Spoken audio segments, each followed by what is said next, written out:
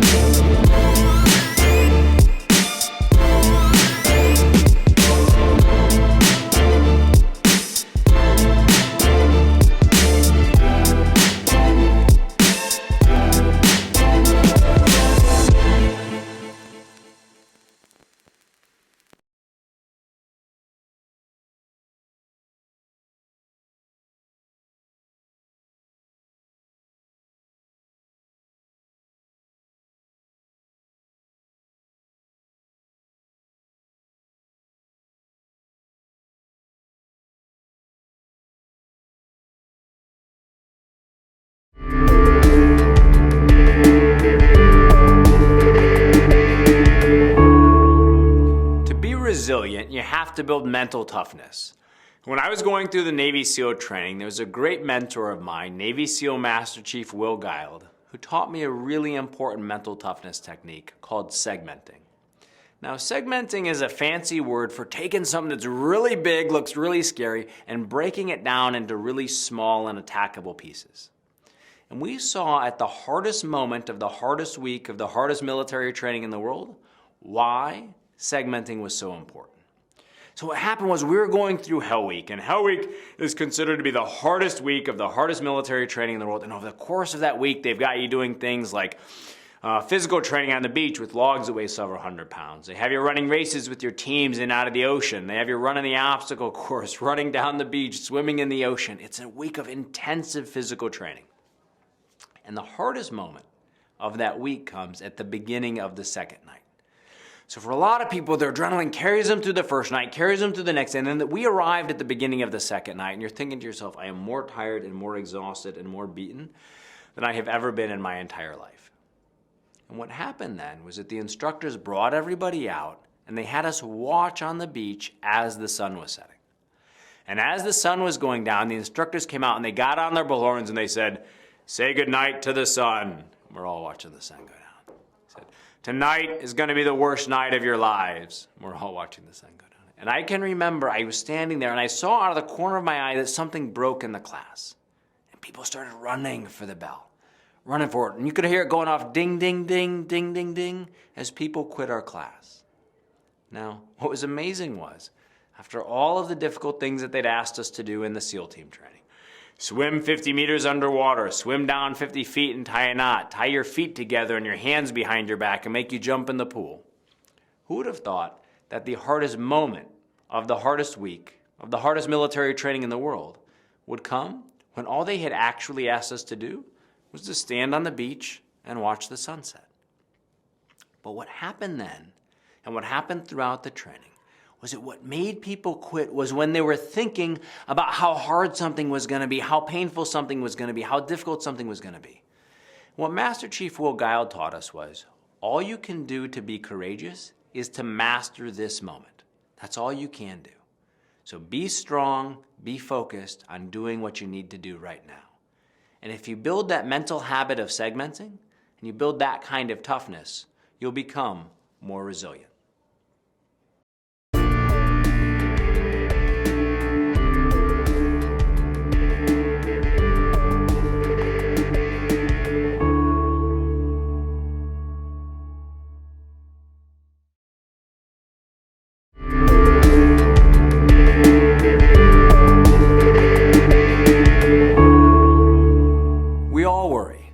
And when you're worried, a lot of people will tell you, don't worry.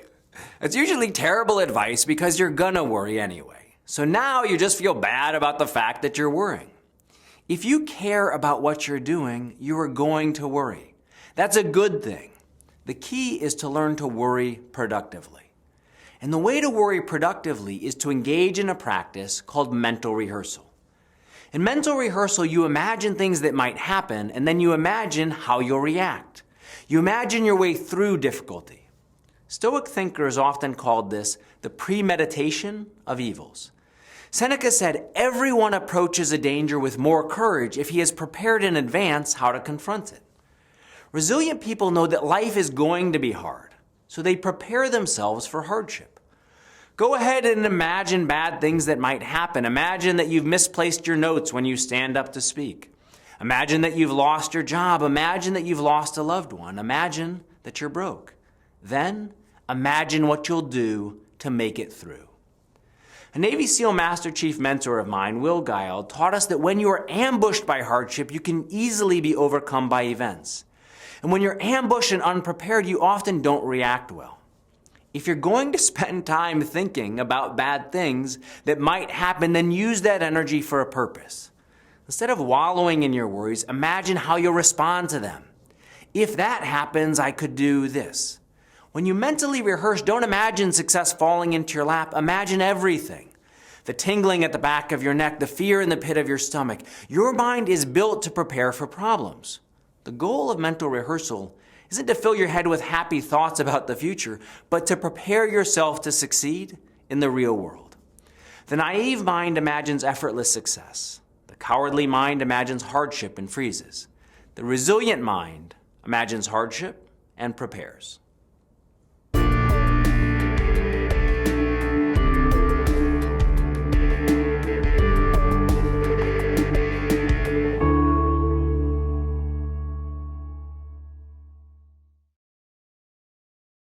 Everybody has to deal with hardship. Everybody has to deal with struggle. And there's this great quotation from Hemingway. The world is a hard place, he said, and the world breaks everyone. He said, and many are strong at the broken places. Now, people often remember this phrase, strong at the broken places, but it's also important to remember his qualifier, many. Not all are strong at the broken places. And some people, when they confront hardship, actually end up in a place where they're helpless. Some people are broken by suffering. Some people are actually really hurt by pain in such a way that they can't move forward. But it's also the case that some people deal with hardship and become heroic. And one of the things that I've tried to do in these letters to my friend is actually show him what you have to do in a really practical way to actually build resilience and be heroic. Now, one of those things is that you have to learn how to take responsibility. If there was a single question that you can ask someone to measure how resilient they're going to be, you ask them, what are you responsible for? And what you find is that even in the most difficult situations, when you look at stories of people who've been prisoners of war, for example, people who survived said, I'm going to take control of my thoughts. Or I'm going to take control of the way that I breathe. There are certain things, even though my freedom has been taken away from me, that my ability to eat where I live, all of these things have been taken away from me, I'm still going to control something. And when you focus on actually taking control of something, then what happens is your circle of control begins to widen, and people begin to see that even in the face of hardship and difficulty, there's a way for them to build power and live a purposeful life. So this book came when I was driving down Highway 70 in the middle of Missouri, and my buddy Zach Walker called me. Now, Zach is a tough kid from a Northern California logging family. He was in my BUDS class, my basic underwater demolition SEAL training class, and even in a SEAL training class, he was one of the toughest of the tough guys in this class.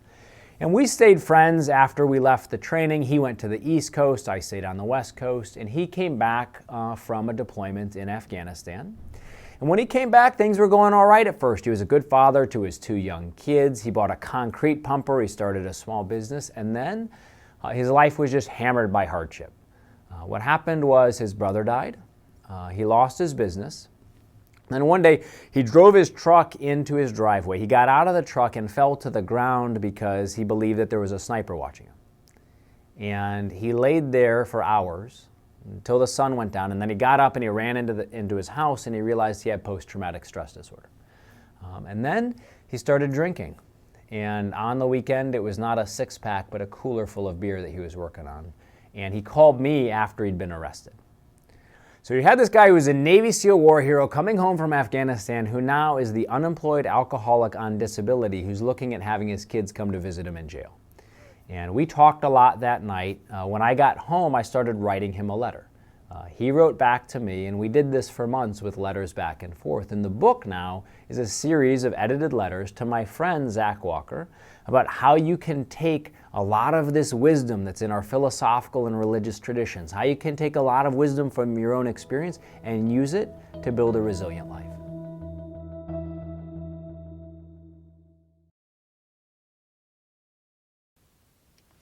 Hi, this is Brian. Welcome back to Philosopher's Notes TV. Today, another great book, Resilience, by Eric Greitens. Resilience.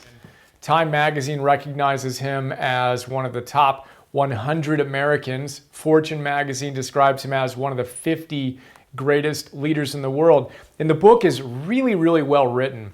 He admires Hemingway in the direct style with which he writes. He emulates that. And he also reminds me kind of a modern Marcus Aurelius and Seneca. Now, Eric, Navy SEAL, a buddy of his, a former Navy SEAL, was struggling.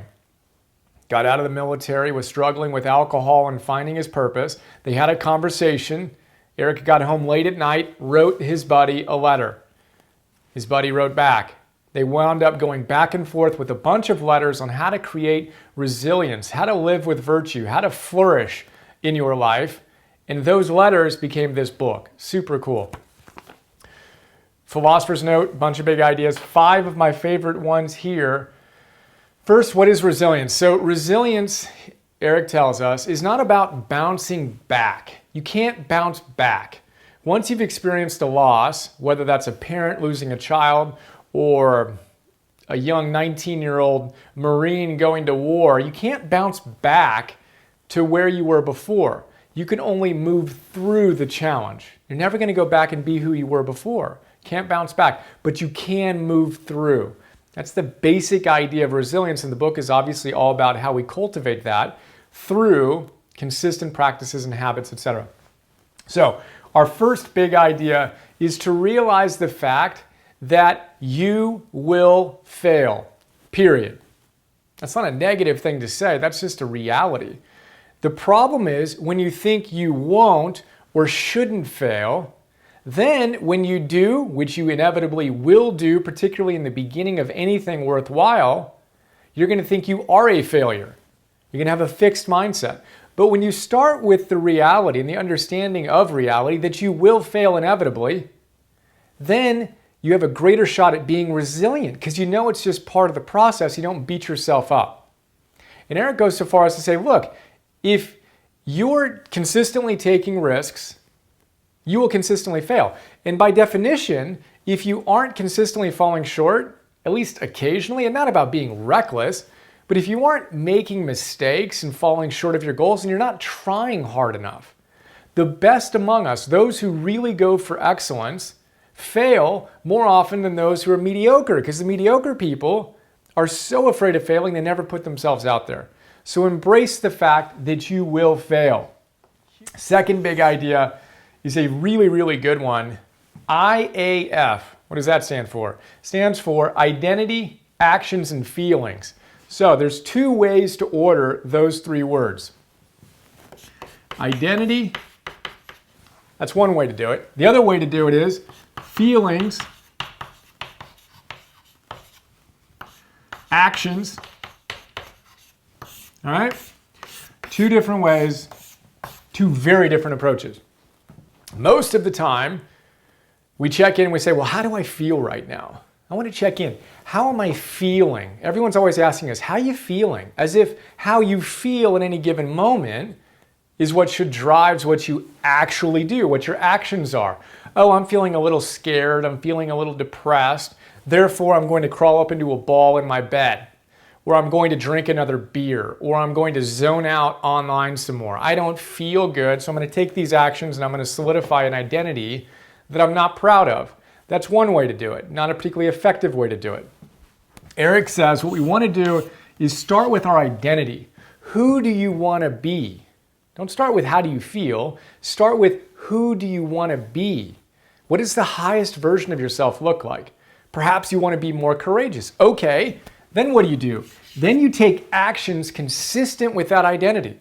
If you want to be courageous, act courageous. It's the only way you're going to cultivate any virtue is through practice. Eric goes off on this in the book. Practice, practice, practice. We are what we repeatedly do.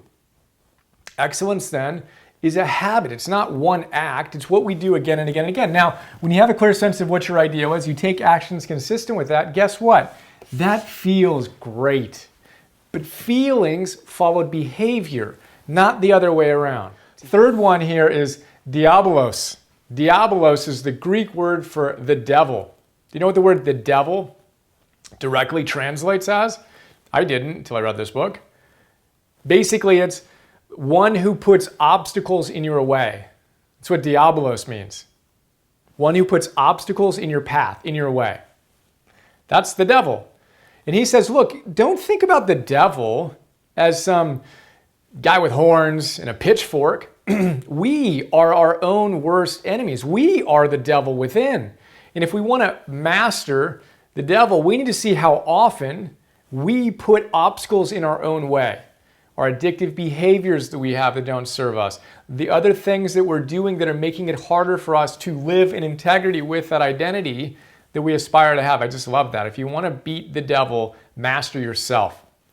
Big idea. Fourth big idea, if you want to develop resilience, which is essentially moving through our fear, right? And seeing what's in front of us, confronting reality and becoming stronger as we face challenges. One of the best ways to do that, and one of the best ways to manage our psychology, is to manage our physiology.